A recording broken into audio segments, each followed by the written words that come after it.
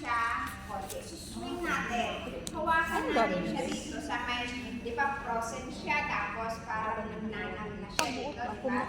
Kasi kaya hinahawakan natin dito, kasi may pointer siya dito. So, yung trip niya, mag-aano na, mag-flow. So, hahawakan mo siya, nahalo na natin, nabigyan na natin ng explorage, right? Explorage. And then, chocolate. Right? Chocolate tayo. Still pain, and then cannot be moved properly. Parang yung ginawa ko sa'yo, kuya.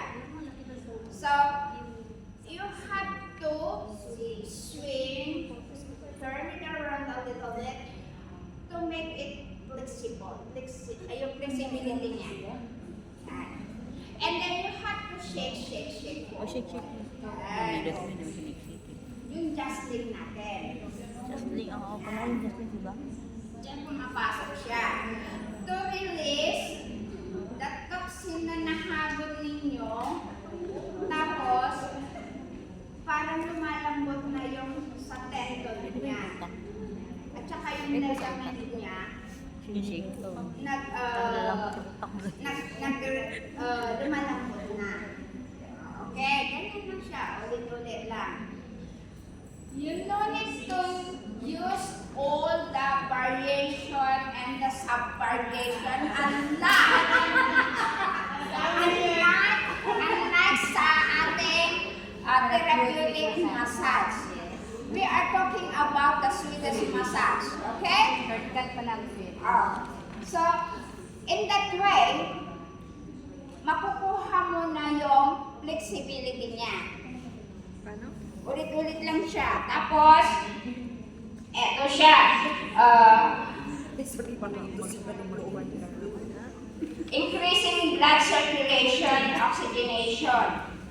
Dahil masahe mo na siya, yung blood flow niya, yung hangin at saka dugo natin sa ating katawan is nag-normalize na.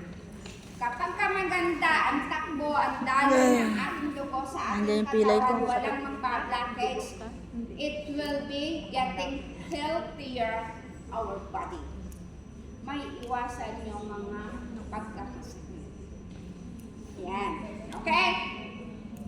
Mamaya dito po.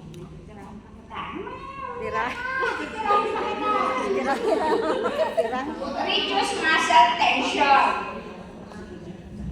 Oh, ayan.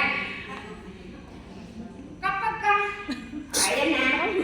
Sa akin kasi, para ko nakasibak-bakiran. Oh, ganda. Hindi lang katawan ang ating pwedeng i-relax. Okay?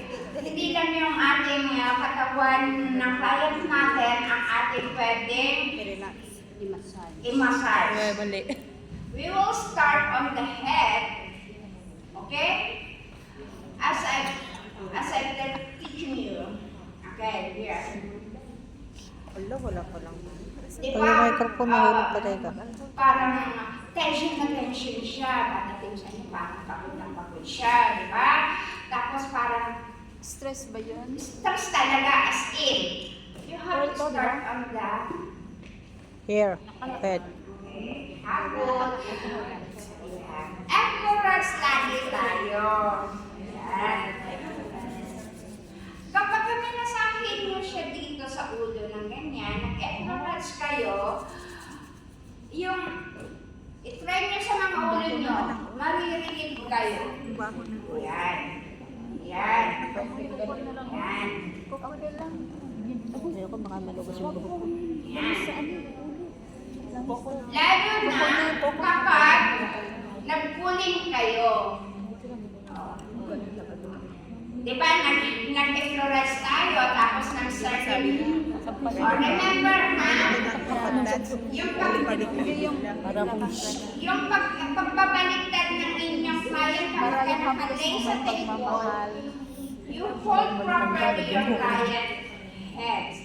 Gentle, very gentle. Igaganon niyo siya, ang hawak niyo ganyan. Tapos, ibabalo niyo siya ganyan. O, yan. Tapos, di ba nag-explorage tayo, is circulation natin, and then, you have to rub the hair. Like that. Tapos ay yung oil, coconut oil pa. Like that. Magkagalit naman kayo sa kunwari ay galit sa yan. Ayan. Ma, ang ganda ni Ma'am pag nakatali. Wow! Oh, okay. You have to twist.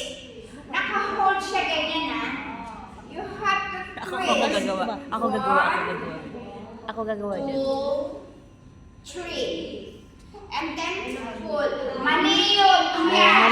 Mali. Oh, pull. Yan. Okay? Nararamdaman ko. Importante. Tapos dandahan mo. Bigla. Bigla.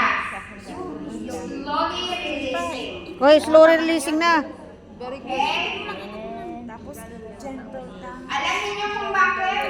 Puto, tinanggal Kapag tali ko. piniglanin nyo, sino yung nakaranas dito ng binitawan agad ng masalista niya Ito, na ako. Ikaw. Puti, alam niya. Alam na alam niya. Bakit ang ulo nahilo siya? Nahilo ka? Ay, Hindi pala ako. laki ka nung matay. Nahilo ka. Yung halimbawa, Oh, yung fluorides, minamasahin ganun. Tapos biglanin yung pinihit ng ganon. Tapos, Ay, hindi pala ako pinunod ninyo ganon. Tapos, bang! That is